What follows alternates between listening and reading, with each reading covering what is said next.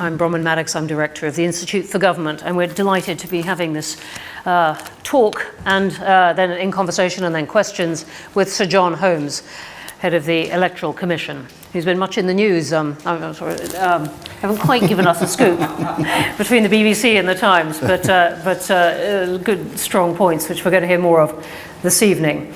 Sir John has had a very varied and distinguished career. Before that, former ambassador to Portugal and to France in not quiet times, particularly the latter.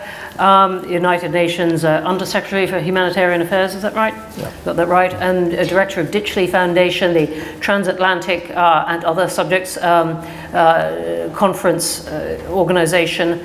That was for 6 years, and now this job for about a year in distinctly lively times. Well, look, thank you very much indeed for coming. So John's going to talk to us for 20-something minutes, and I'm going to fire a few questions at him, but I know a lot of you will have questions as well. We'll go to those, and we've got a clean hour. So thank you. Welcome. Thank you.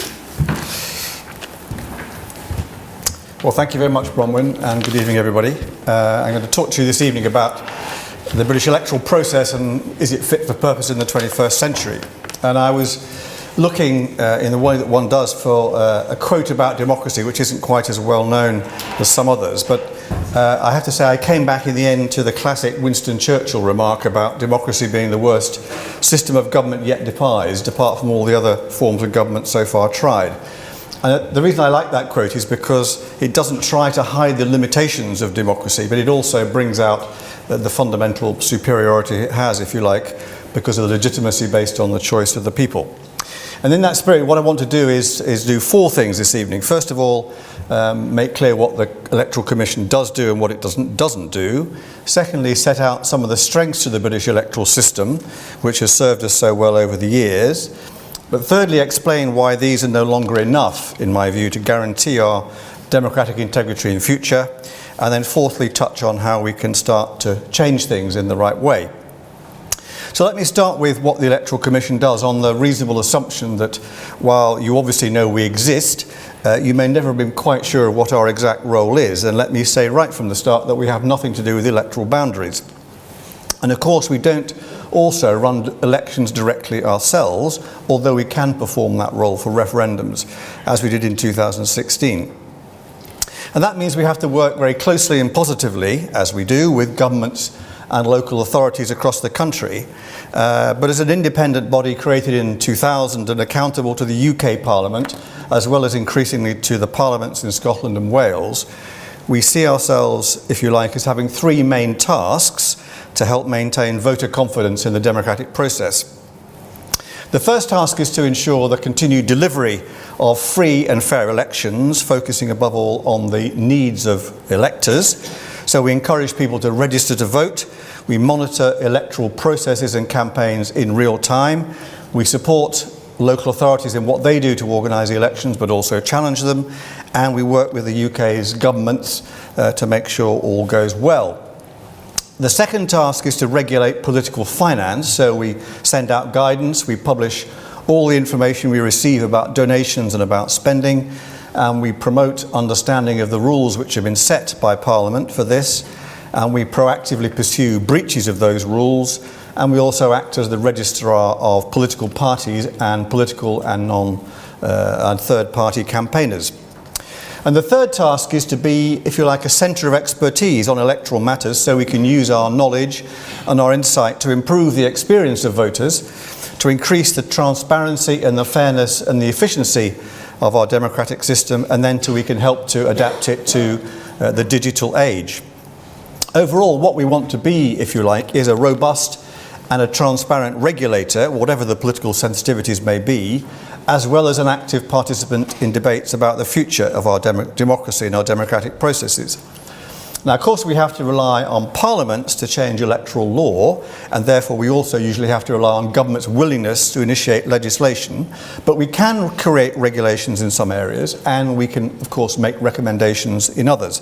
So, for example, we regularly make recommendations about proposals about how to reduce the risks of electoral fraud, how to improve our system of electoral registration, how to tighten up rules about political finance, or improve the accessibility of voting for those with a variety of disabilities. And I just note in passing that the electoral picture in the UK is diversifying rapidly because of the increasing devolution of electoral powers to the governments in Scotland and now Wales. And as a UK-wide commission, we are part of this devolutionary journey, and we look forward to the different challenges it brings. Now, let me look at the strengths of the UK system. How does the British electoral system match up to the task? Well, I think it has major strengths, as you'd expect, which reflect the long history of our democracy. Above all, the results of elections are extremely rarely contested, however great the passion of the campaigns might have been. And the processes of registering voters and casting and counting votes are carried out with, I would say, great rigour and transparency. Elections are generally free from intimidation or major scandal. And our surveys consistently show, we do surveys after every election or referendum, consistently show very high levels of public satisfaction. And that's all a precious legacy, I would say, as we can see when we look at other countries around the world where results can be highly contested and the idea of democratic alternation is far from embedded in the culture. Similarly, while there's room for more reform, certainly, we do have one of the most transparent regimes in the world governing donations to political parties and their spending during election campaigns, and in general, not always, but in general, a culture of compliance with those rules. Now, money for elections is obviously important, they can't happen without that, but the sums involved are actually small in this country compared with many other countries, largely because TV advertising is banned. Now, for example, the big two political parties have limits for their national general election campaigns of around £19 million each, and they usually don't actually spend up to those limits. So there's a huge amount to be proud of here, and much which illustrates that real democracy is more about the strength of civil society than it is about electoral processes. So you could say that the 800 years since Magna Carta have not been spent in vain. So, is everything rosy in our electoral garden? I think, sadly, the answer to that is no. Our systems, we believe, are under strain in several important respects, and I would go so far as to say that we could, in not so many years from now, find ourselves facing a perfect storm where the credibility of our electoral processes could be in peril. So why do I say this? I think one underlying point is the reverse side of the coin of our strengths, if you like. Our system depends largely on trust, which has been accumulated over many years. But trust can easily be lost much more quickly than that if doubt begins to creep in about the processes.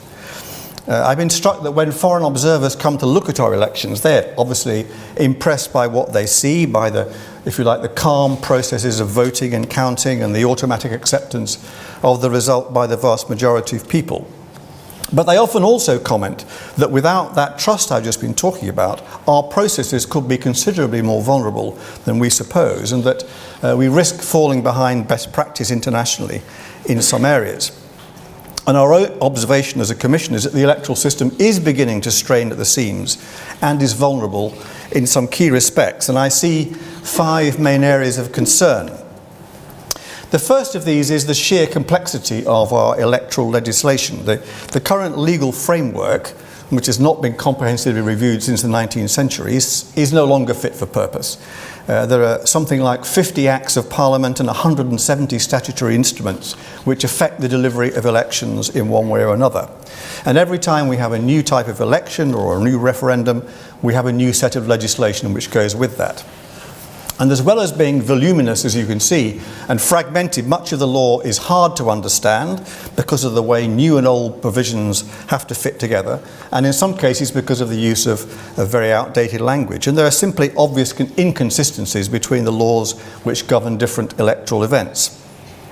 The problem is well known, and we asked the 3 UK law commissions to look at it some years ago, and they published some very welcome recommendations about that in February 2016. If they were implemented, these recommendations would result in much clearer and more effective legislation, and that would benefit not just those who administer elections, but everyone in the electoral process, from candidates to voters. Now, unfortunately, implementing that review and those recommendations has largely been put on hold by the government for the moment, simply because of lack of parliamentary time and, of course, Brexit. Now, there's recently been some welcome agreement to the drafting of secondary legislation which can address some of the inconsistencies, but the chances of new primary legislation are for the moment slim. And our simple view, and that of others in the electoral business, is that these recommendations from the Law Commission should be implemented in full as soon as possible, and that should be a high priority for all political parties.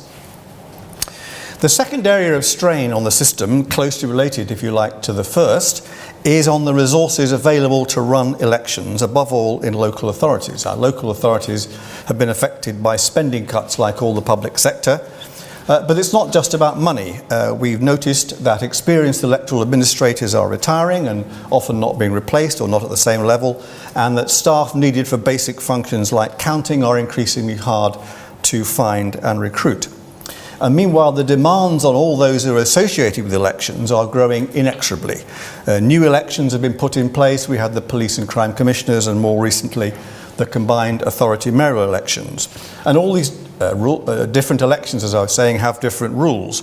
And the processes which have accompanied some valuable changes to, for example, to the registration process, such as the introduction of individual electoral registration and the ability to register online, have paradoxically, because of these processes, led to increased workloads for registration officers. For example, just before the last election, something like 2.5 million people applied to register to vote, just before the 2017 election, but some 40% of these applications were by people who were already on the register, but they were simply unable to check their status because at present there's no possibility to do so online. And you can imagine the amount of extra work that caused for electoral officers and registration officers at their busiest time. And it's worth noting that the Association of Electoral Administrators, who are not a body inclined to drama, issued a cri de coeur after the last general election, making clear that without some serious changes, they feared that the system might start to fail. And that's a cry for help that we feel should not be ignored. The third area of concern is around the area of electoral fraud, and more particularly perhaps perceptions of electoral fraud. Now, there's long been a paradox about public opinion here. While people are largely satisfied with how elections are run, there is also a persistent and widespread perception of a significant level of fraud to go with that. For example, more than 1/3 of respondents to our surveys after the 2017 general election thought some fraud had taken place, and less than half of them believed that there were sufficient safeguards in place to prevent that fraud. Now, we should keep that properly in context. Very little of that public perception seems to be based on actual personal experience, and data collected from police forces across the country shows that in 2016, 260 complaints were reported, but only 2 of these resulted in conviction, and those are not huge figures. We should also say that significant measures have been taken over the last few years to tackle electoral fraud, largely following recommendations from the Electoral Commission.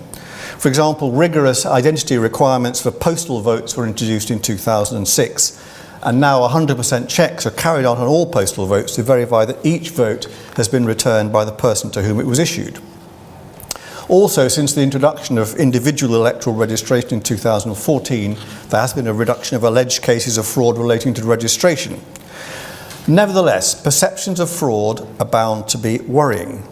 For example, again, there was much media and political concern around the time of the last election about the possibility that some people, particularly students, had voted more than once. Now, I have to say there's very little actual evidence of this so far. There's only a handful of cases been referred to the police for investigation. But because there are no less than 381 separate voter registers in this country, which is not practical to interrogate collectively, they're all held separately by authorities on different kinds of databases, it's close to impossible to identify whether voting twice might be happening on any scale. There's another concern about possible kinds of voter intimidation and fraud within particular communities, such as we saw in the past within parts of the Bangladeshi community in Tower Hamlets. Now, these problems are usually limited to specific areas and maybe even individual wards, but we still need to take them seriously and address them vigorously, not least through making sure that the electoral authorities, the local electoral authorities, the local police, and indeed the political parties themselves do everything they can and everything within their power to enable fair and peaceful polling. A lot of people worry about the integrity of postal votes despite the 100% checks I've just been talking about. And there are certainly justified concerns about issues such as the handling of bundles of postal votes by political parties or by campaigners. And both we and Sir Eric Pickles, who did a welcome review of electoral fraud a few months ago, have made recommendations for change in this area. And the UK government have accepted many of these recommendations in principle, but the point is we now need to implement them. We've also been recommending for some time that voters should show photo ID before voting, as they've had to do in Northern Ireland for some time. And this, it's worth noting, has some public support. When asked what single measure will be most effective in preventing electoral fraud, 52% of voters asked the question in 2016 said a requirement to show photo ID at a polling station. The UK government is running trials in a few areas at next May's local elections to see how well this might work, and we will be evaluating the results of those trials. Now, we've been pressing for that change, not because we believe that voting for someone else, personation, to use the jargon, is necessarily a major problem now, but because we see that the opportunity for this kind of fraud is clearly there, and we want to address it before it becomes a problem and before it becomes part of a wider reduction of trust in the system. It doesn't seem inherently unreasonable to demand proof of identity before voting if we have to do the same thing before, for example, we go and collect a parcel from the post office. And it's certainly something which many other countries insist on routinely at their polling stations. Now, unfortunately, this proposal risks becoming a political football because of fears that it may prevent from voting those who don't have photo ID and who maybe are those who are already tend to be from marginalised groups. Now, we recognise that concern. We do estimate, for example, that some 3.5 million people don't have any photo ID at the moment. But this concern could be addressed, and this is what we've suggested, by a requirement on the local authorities to provide a free elector's card with a photo, and that's exactly what's been done with great success in Northern Ireland for some years now, without the sky falling in. And we estimate the cost of introducing this for the rest of the UK could be achieved for no more than around £3 million a year. Obviously, another potential area of major concern is about the risk of cyber attacks. There's an obvious worry that our actual electoral processes could be subverted in some way. Now, for now, obviously, this specific risk seems relatively small, at least for UK-wide general elections, because our voting system doesn't lend itself to hacking. It's heavily paper-based. And given the risks, including from states like Russia with form in this area, this is clearly a strong argument against moving to online or electronic voting. Although, as I'll argue later, this does increase risks of a different kind, particularly about young voter disengagement. The fourth area of concern is how we should respond to the changing nature of modern campaigning. In the latest general election, parties obviously were increasingly using digital campaigning methods and targeting particular groups of voters with specific messages. And a lot of messaging can be done on the internet for relatively small amounts of money. Now, let's be clear, there's nothing illegal or wrong about this at all, and it's certainly not part of the Commission's role to discourage campaigning either by parties or so-called third-party campaigners, as long as they're registered and as long as their activities are transparent. On the contrary, we see one of our roles as making sure that voters are energised and encouraged to vote. We ourselves use social media to encourage everyone to register to vote, and we use them also to target groups which are demonstrably under-registered, such as young people and those who move home frequently. It's also worth noting that our existing methods of monitoring and regulating campaign spending apply fully to internet-based campaigning as well. If a political party buys a database or buys software to micro-target voters, the expenditure involved has to be declared to us and has to be published by us. We also monitor social media campaigning in real time and are ready to intervene, as necessary in real time, in anything which breaks the political finance rules. We talk regularly to the parties and others about what they're doing, and we have the right to ask for their details if we're worried about particular methods of campaigning.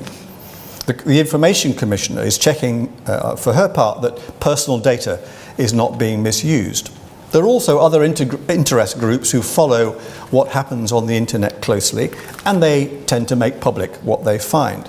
So the idea which you sometimes find around that this is just a dark space where no one knows what's going on is not justified by the facts as they stand. Nevertheless, there are of course worries about what social media might do to our democracy over time. And part of that concern is about so-called fake news. Now, I wouldn't say there isn't plenty of room for legitimate worry about this, but we're clear, at least at the Electoral Commission, that we cannot become some kind of truth commission for political campaigning. But there are other related concerns as well. Outside interference in a campaign is not just about hacking of electronic systems. It can be selective release of stolen material designed to favour one side or another in an election, or just to confuse voters and undermine faith in democracy. We know that Facebook and Twitter have been used for political advertising in the United States by Russian-based groups, and it would be foolish to imagine that none of this has happened here or could not happen here.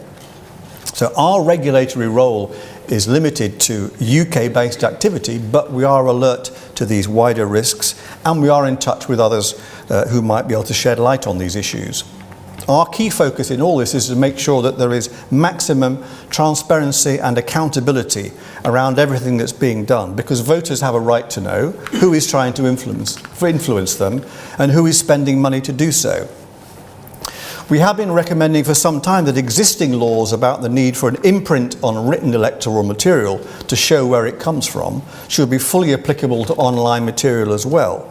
And the same should be true, for example, of the nature, origins and financing of bots. The money behind all political advertising should likewise be clear. And we're talking to the likes of Facebook, Google and Twitter to see what more can be done in all these areas. Now, we also conduct a number of investigations into groups or individuals that have run campaigns as part of our regulatory activity and our enforcement policy. Now, all this is a fast-changing area and a fast-moving target, and I'm sure that the UK's parliaments will want to go on looking at this closely to see how existing legislation could be amended and extended to keep our elections safe. Now, my fifth and last concern about strain on the system is about voter expectations in the 21st century. Fears of hacking and of votes disappearing into some kind of electronic black box from which a doubtful result will eventually emerge are an obvious damper on any moves towards online voting, and there is no easy way around this. Even if we could find an IT solution which we ourselves could be confident was foolproof and hack-proof, the problem of wider political and public doubt about the process and the result would still be very hard to overcome. And most other comparable countries have come to similar conclusions for the moment. Nevertheless, we need to recognise for the rapidly increasing proportion of the population who are digital natives, don't include me of course, the idea of voting with paper and pencil can seem laughably old-fashioned, when nearly everything else, including important and sensitive personal transactions, can be done online. Could this at some stage become a problem, turning off young people not only from voting, but from the whole political process? I think if I'd been speaking before the Scottish and European Union referendums, I would have been more concerned about participation rates among this digital generation. But as it is, the intensity of feelings about both of those votes seems to have galvanised the young to engage in political debate and to vote in greater numbers than ever, including at the latest general election. And this, I would say, is entirely welcome. I think nevertheless that if we stick to current processes for too long, this could easily come to symbolise a wider political and democratic system which is out of touch with worrying consequences. And that's at a time when, I think as we're all aware, liberal democracy is already under attack from more authoritarian and supposedly more effective forms of government. Our voter surveys show that around 50% of the population already support the availability of online voting, and it's hard to imagine that that figure is going to fall in the future.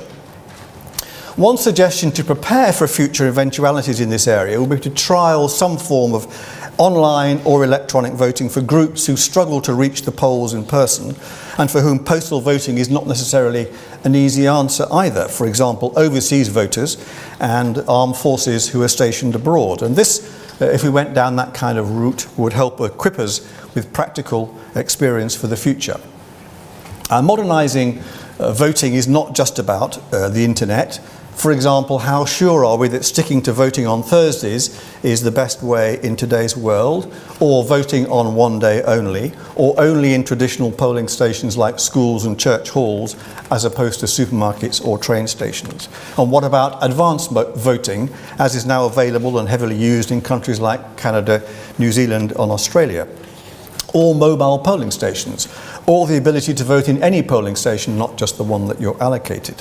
Now, I'm not necessarily advocating any of those changes, but I do think we need to keep looking at them, and we need to make sure we're not just ruling out change because it's not the way we've always done things, and because in any case we have the best democracy in the world, don't we?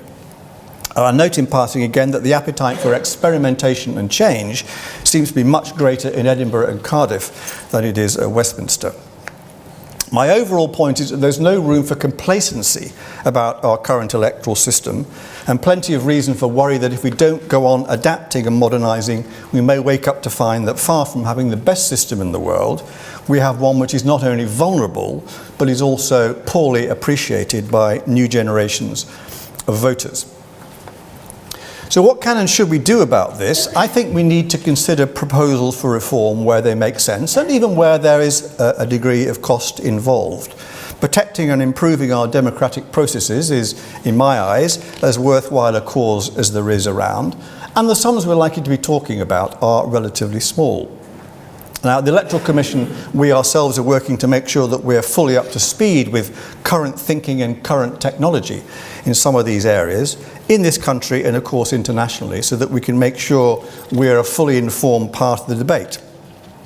But meanwhile, we already have a menu of proposals for change, which we hope governments and parliaments around the UK will adopt soon.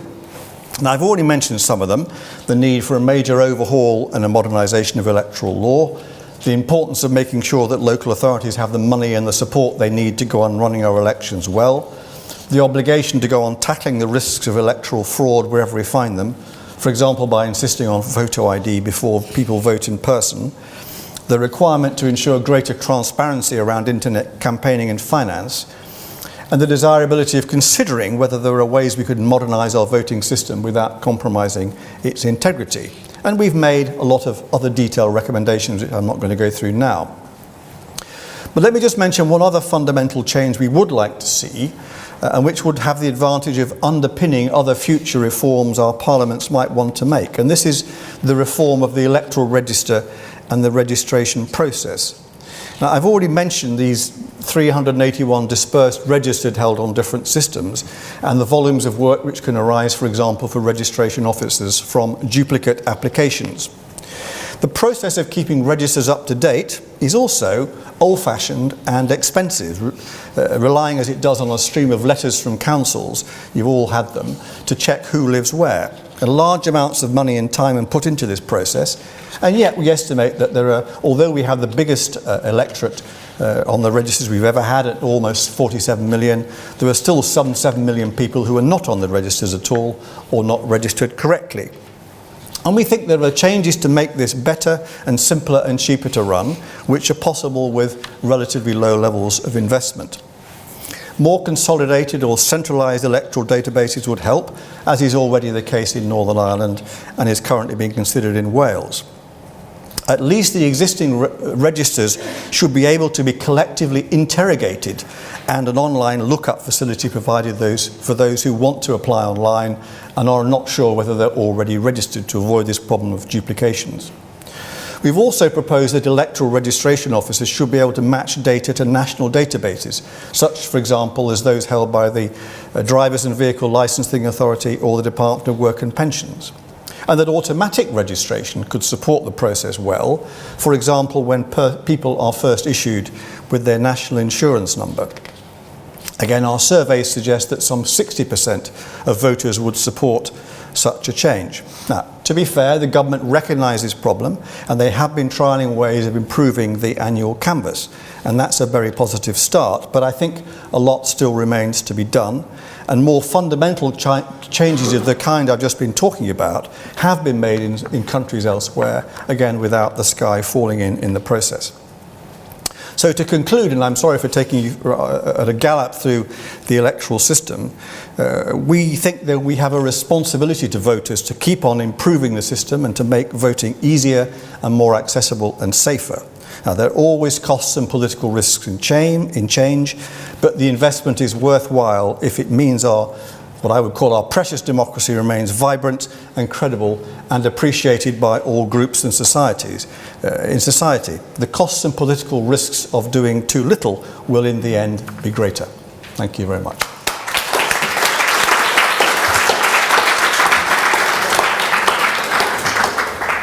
Thank you very much indeed. And I'll report this view. Many points there I find very compelling. Full disclosure, I should say, I'm a non-executive director of one of the law commissions, the one for England and Wales, which John Holmes referred to. Let me just ask to start off with, what must have occurred to many people here listening to the pitch you've made for change, and some of it very urgently needed, you say. We're 3 weeks before Christmas. The Cabinet has found that the choreography of Brexit has taken it unexpectedly to the middle of the Irish Sea. And what chance is there really of getting any of this done? Well, I think we're realistic about the chances of finding time for primary legislation in present circumstances, and Brexit is a sort of all-consuming process in Parliament as elsewhere for the moment. So we're kind of realistic about where we are, but we also think that Brexit doesn't mean everything else in the world has to stop. We need to make sure that in areas like this, we can continue to move forward, and as soon as there's a possibility of primary legislation I think, because I think the most fundamental thing we could do is to have a modern electoral law, that time should be found in Parliament to do that. I mean, there are things we can do on the margins in the meantime through secondary legislation, as I suggested, but really a new electoral law would be a huge step forward, which would be good for everybody. It would be good for voters, good for parties, good for the people who have to run the system and who have to deal with this incredibly complicated legal sort of mess, as it were, that's been acquired over the years.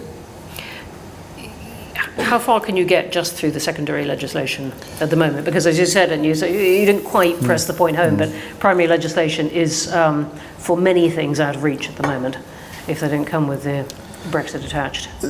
You can do some things. I mean, I think you can iron out some minor inconsistencies between the way different elections are handled and the different rules.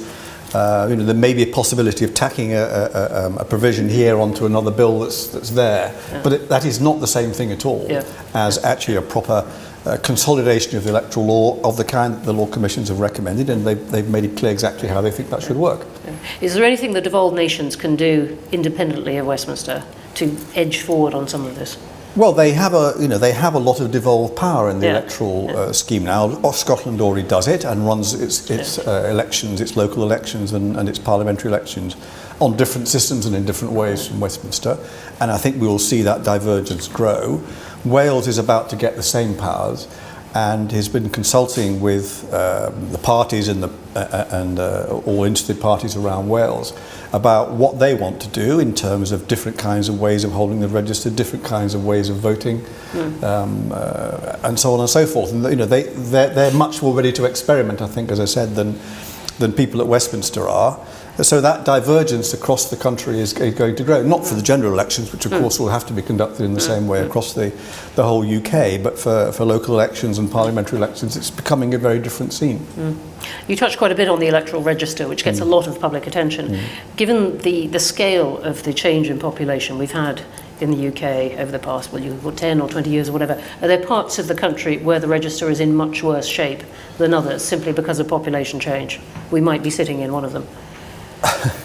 Well, I think the big conurbations are where it's most difficult to track people and to make sure that they're on the register, because there's a lot of young people and they're moving very frequently, they're difficult to find, they maybe not think that registering to vote is their top priority. And there are significant variances between different places in the degree of completeness and accuracy of the register. By and large, I think we have a pretty good electoral register. Individual electoral registration has helped with that.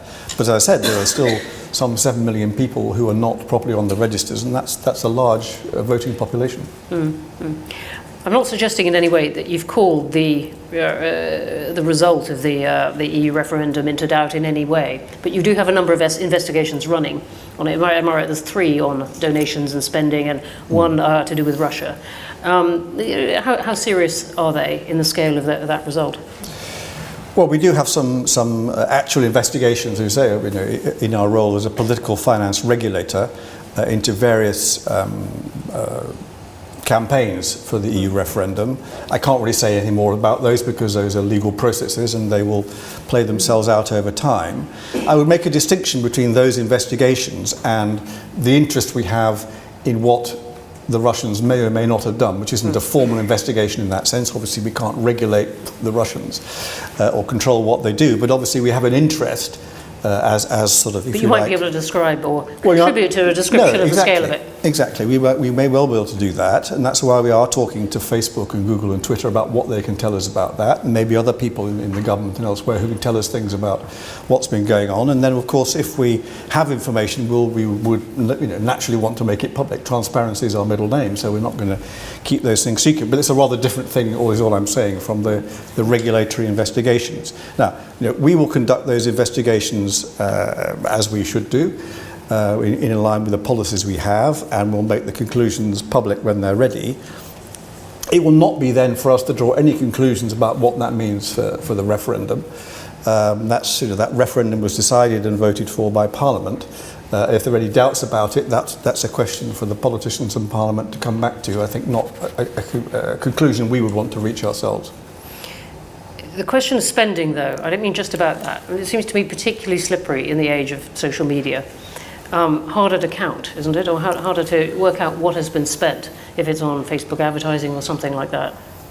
Is that a problem? I'm not sure it's harder to count. I think you can get more bang for your buck, as it were, because it's cheaper to send out emails than it is to send out letters and so on. But if there is spending, as I say, if it's about software and it's about targeting, there is some spending that goes with that. Now, there is a particular wrinkle here, which is that the current legislation about what counts as spending doesn't include staff costs, which you might think is rather odd. And a lot of the costs involved in internet campaigning are staff costs, people sending out messages. And we've suggested that's something that should be changed, which would need some kind of legislative change as well. To make it easier to count. But we can count these things. We can and do talk to the parties about what they're doing. If we feel that we need to know more about that, we have the right to go and ask them and the right to demand their records, as it were, if we need to. So I think the idea that we can't get on top of this isn't the right conclusion. But of course, this is a very big area, the internet. I'm not saying we can control the whole of the internet. We have to make sure we're focusing on what we can do and on what our responsibilities are. What about the actual content of campaign advertising? You had a nice phrase in what you were saying. You said, look, we cannot become a truth commission for political campaigning. Well, you're saying that the Advertising Standards Authority finds it hard to get to grips with. Is it a fact checker for these kind of things? What is the state of health, if you like, of assertions in political campaigns? Well, this is not a new problem. I mean, obviously there was a lot of focus on it in the referendum campaign and in other campaigns. I honestly don't think it's a role that we could play. I mean, we get ourselves into deep water very quickly of a lot of kinds. I don't think that Parliament wants us to play that role. I'm not sure the public would want us to play that role. And I don't think any other organisation wants to play that role either. But there are quite a number of independent organisations out there which portray themselves as fact checkers. This is a more developed industry in the US than it is here. I think that's the way that one has to go, and people have got to become themselves more intelligent and more alert consumers of what they hear, rather than depending on some agency like us or anybody else to say this is true, this is not true. Because as you know, a lot of things are. It's not a question of whether they're true or not true. There are assertions which have some truth in them, but it's how they're presented. All right, so not in your bailiwick, No. Right. No. And of all the things you're making a good, it seems to be a well-timed pitch, even if not very much is going to happen right now. If you're aiming to change things when our Parliament has some bandwidth free. But of all these things, what do you feel is the most urgent? Well, we would, as I said, we would think the change in legislation would be the most fundamental and which would do the most good. It's not going to happen immediately for all these we've just been talking about. But that would be the one thing if we could choose, as it were, one thing, that will be it. But I think there are things that can happen for example, on the registration side, on some of these changes which would help to tackle fraud and perceptions of fraud. Those can be done without primary legislation. They can be done through secondary legislation, usually. So there are things which could happen urgently. Now our game is a long game, if you like. We want to make sure we're not saying the system's about to fall over tomorrow. We just want to make sure that over the next 5 or 10 years, enough of these changes are made, enough of the problems confronted to make sure that problems don't come together and then the system starts to look incredible. And as you said, then trust can go away very, very quickly. What about the fines available to you? 20,000. Is that, am I right? That's the maximum? That is the maximum for any one offence, which, sometimes parties can commit multiple offences and can attract multiple fines. Absolutely, they can. But as for a single offence at £20,000, it doesn't seem that large. No, it's not that large. When we have said very clearly that we think it should be significantly bigger than that. We haven't tried to put a figure on it. But if you look at what other regulators are able to fine people, they're much bigger sums than that. Now, of course, it's not just about the fines. If we find a political party or a campaigner guilty of offences of whatever kind they are, that has a reputational damage for them, which is maybe more important than the fines. But we still think the fines should be sufficient to be a deterrent. £20,000 is not a lot of money for a major political party. And we said at one point, not everybody liked this remark, but we would not want to be in a position where a fine of that kind was the cost of doing business, as it were, for getting an advantage which enabled you to win an election. That's not a position we'd want to be in. And just before we go to questions, we've had quite a few votes recently. We've had the referendum, we've had a general election. Does a frequency of votes present you with any problems? It may not, of course, have finished. Couldn't possibly comment, but we're ready Thank you. if it happens again. Of course, the more elections there are, especially if they're snap general elections, that puts a strain on us as it puts a strain on others. I think the strain, we can cope, as we showed at the last snap general election. I think we were ready quite quickly. I think the more serious problem is on the local authorities and the strain they're under and the resources they have or don't have and the expertise they have or don't have. And that's where we fear that if you start to see more problems, we had problems in a couple of places in the last election. Newcastle-under-Lyme and Plymouth both had significant issues about people not able to vote and postal votes not going out right and so on. And if you get a very close election, that can make a difference. If you start to see more of that, that will become actually quite concerning. Okay, well, on that note, let's go to questions. Okay, we've got quite a few. Let's start here on the aisle. Bob Watt, Bonavere Institute and Mansfield College, Oxford, and indeed the Commission has published some of my work on election law. Two questions. First on registration. Registration is arguably a 19th century aberration. Indeed, originally the commissioners of the Poor Law were supposed to compile the electoral registers. Why do we need the kind of legislation we've got? Why don't we move to wholly automatic registration, as in Canada? There are two bills going through Parliament at the moment, two private members' bills, one in the Lords, one in the Commons. Why doesn't the Commission say, we want these? Because we see that those kinds of moves increase registration. There's some evidence that Chile, for example, it's increased. Second question on internet voting. One of the things I noticed you didn't say, and if I may refer to work I did in the early part of this century, Sarah Birch and I pointed out, and we were apparently, we are told, supported by Treasury Council, that internet voting would be very difficult to square with Article 3 of the first protocol to the ECHR, and I now think it would be very difficult to square with Article 25 ICCPR. Nobody who calls for internet voting looks at the legal provisions. Why not? Thank you. Well, on the first question, I mean, I think we are in favour of automatic registration. I said that, maybe I didn't say it quite as clearly as I could have done. We think that would be a better way to go. Other countries have gone that way, as I said, without the sort of sky falling on their heads. So if people are automatically registered when they get their national insurance number or whatever, and they can then be tracked around through other databases, that would save a lot of time and expense and would be a better system. For the moment, the government has set their face against that, but I hope that's the direction in which we will move. On the internet voting side, I'm afraid I'm not a lawyer and I don't recognise the particular things you're referring to. Is that something to do with the secrecy of the ballot?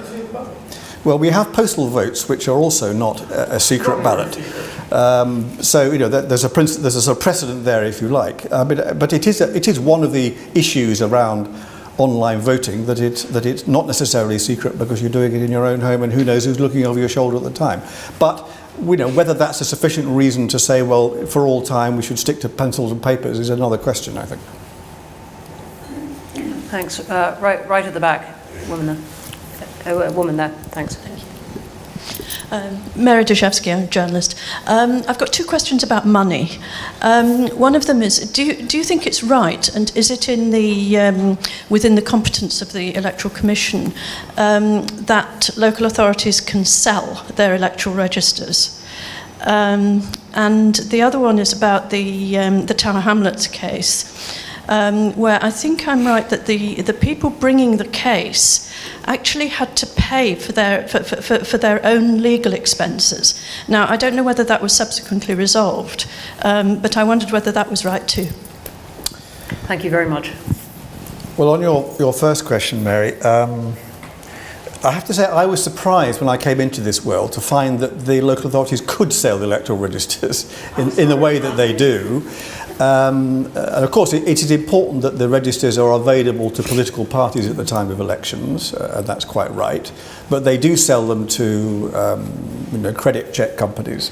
Now, it's a long-standing practice. I'm not sure the Electoral Commission has ever taken a view on it, but all I would say is I do share your surprise that it's possible, but it's a long-standing tradition now, and of course these credit companies do use it very effectively for their own purposes. On the Tower Hamlets case, you're quite right, but again, without wanting to sound like a broken record, one of the recommendations of the Lord Commissions is precisely that the difficulty and expense of bringing a petition against a particular election result should be changed to make it easier for people to challenge, for different groups as well as individuals to challenge the result of an election, and to do it without bankrupting themselves in the process. Now, it's possible that this is one of those areas that even if there isn't a whole new electoral law, we might be able to tack on to some other bit of legislation and get that through, and that's something we would very much like to see. Thanks. It's coming right here in the front. Sorry, yeah, and then I'll come back to the people straight behind you. John, you mentioned a couple of points where Australia practice differs from ours in that they do advance voting and you can vote in any polling station in the state. One of the other differences, though, is on compulsory voting, where in the UK it's seen as a fundamental constitutional principle that you've got the right not to vote. In Australia it's a sort of fundamental constitutional principle that you've got a duty to vote, and so they have compulsory voting and we don't. I wondered what your views on that were. Thank you. And would you like to say who you are for the record? Sorry, Alex Allen. Yeah. Well, interesting question, Alex.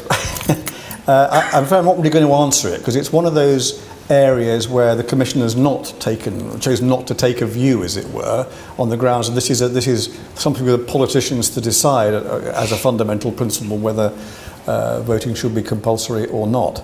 And I think there's a lot of politicians have set their face against it because they think it's important that there should be an individual choice whether to vote. So I'm not going to say whether I agree with that or not, if you don't mind. Okay. Let's go straight behind you. There's two people in that row. I'll take you both, and then I'll work further back. Max Callar, I'm a former Electoral Commissioner and a former Intervention Commissioner in Tower Hamlets. You talked at the outset of your presentation about the need to preserve trust and also the pressures on local authorities. But the report on the 2017 general election records more failures to comply with the law than the Electoral Commission has ever reported before, and those are the things that have come to the Commission's attention. You mentioned the fact that there have been little prosecution, but I can tell you that the Metropolitan Police refused to investigate the allegations of electoral fraud in Tower Hamlets until HMIC forced their hand, and they are now carrying out an investigation under their direction. Is it not time for the Electoral Commission to think more seriously about, at the very minimum, accrediting all those people who lead the electoral process, or alternatively, directly running all elections to guarantee that that trust and confidence remains? Very interesting and difficult questions. I mean, you know, I think I've made clear that we do think there are significant pressures on local authorities, and you know, we may be seeing the first signs of that beginning to show its effects in some of the places I mentioned, and that is worrying. The point about the police is interesting. I think we have worked very hard in the last few years to develop good relations with police forces across the country. Each police force, as you'll be aware, has we have a single point of contact in the police force about electoral issues, including fraud, and we're using those single points of contact to make sure that they understand where the concerns lie, where they should look for problems, how they can make sure that the police are doing their job in making sure that the polls are being conducted fairly. And we think that is beginning to have an effect. You know, the reality is that this is a difficult area for police. It's a politically sensitive area. They don't always want to get involved in it. They don't always think that's a priority for their scarce resources either. But we want to make sure that they are playing that particular role and are doing so effectively. And I think we're moving in the right direction on that. Should the Electoral Commission take over the whole caboodle, and that is what happens in other countries. Alan was talking about Australia, that's exactly what they do there, and of course in other places too. We simply don't have that tradition in the UK. It would be a very, very major change to go down that route. I mean, it's not impossible, and if we find that the system is beginning to break down, maybe we would have to go down that route, but I don't think we're there yet. And I think, again, that will be a very major change for our politicians to contemplate at a time when they're perhaps not ready to contemplate major changes of that kind. Thanks. Come to over here. Thank you, Alan Rennick from the Constitution Unit at UCL. Could I ask about the content of campaigning? So the one electoral commission in the democratic world that does have a strong truth commission function, as you described it, is the Electoral Commission of South Australia, which welcomes that role, and so far as I can find out, no one in South Australia criticises it. Everyone takes it for granted that a public body should have that role. So could you just spell out what's the argument against you or some other public body having that kind of function? And in addition, there are many democracies where public authorities are exploring other ways in which it might be possible to intervene during election campaigns in order to ensure there's good quality information available to voters. So in some places there are online platforms where you can find out about the policies of the parties, see how your own policy preferences relate to these. So some electoral commissions are running these or funding them. There are places where the equivalent of the Office of Budget Responsibility has a function in looking at the costings of manifestos and assessing policies in other ways. Do you think there's any role for the Electoral Commission or for other bodies to do these kinds of things in the UK? I don't know anything about the particular South Australia example you talked about. What I would say is that we have talked to some equivalent electoral commissions around the place, and they, I have to say, share our view that this is an area they wouldn't want to venture into, because it's important that the electoral commission is seen as neutral and independent. And as soon as you start talking about the truth of campaign statements, you get into very political areas very quickly. And I think that's quite hard to square with the kind of role that we see the Electoral Commission playing. So I think that's the fundamental argument against getting involved in it, quite apart from the difficulty of doing it, because, as I say, it's not, many statements in campaigns are not black or white, truth or lies. They are assertions which are not necessarily susceptible to easy standards of proof. So that's why I think we wouldn't want to go down that route. I think it's better that those, there are plenty of organisations, individuals, NGOs, whatever they might be, who set themselves up as fact checkers, who can be used in that kind of way. In terms of information of voters, again, I think we would be reluctant to go too far down that route. There are systems for example, in the combined mayoral elections, where you make sure that voters have a basic pack of statements from the competing parties or individuals of their basic case for election, and those are provided to every voter. We don't write them, obviously, but they write them, but we make sure they're available to everybody. But again, I'd be reluctant to see us going down that route of taking on the obligation of making sure that voters are well informed. Where we do take on the obligation is trying to make sure that potential voters are registered and that they know how to exercise their vote. Practically how to exercise their vote.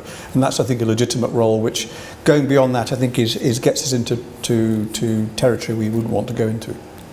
Thanks. We're coming up towards the end. Okay, there's 4 hands up. I'm sorry, so I'll give it to you, and let's see if we can squeeze in another one as well. Sir John, a comment and a question. I do challenge the statement. My name is Piers Coleman. I'm an election lawyer.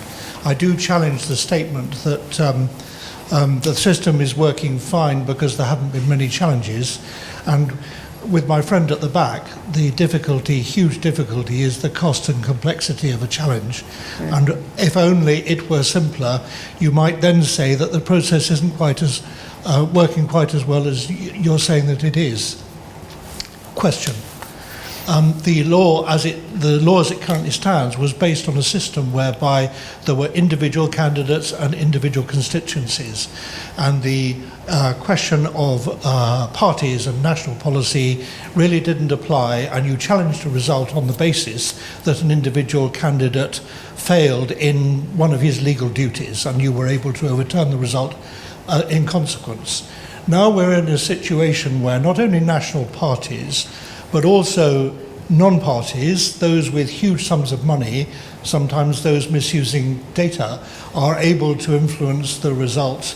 And we only have to look at the referendum and probably this year's general election too to see the huge influence of people with very large sums of money.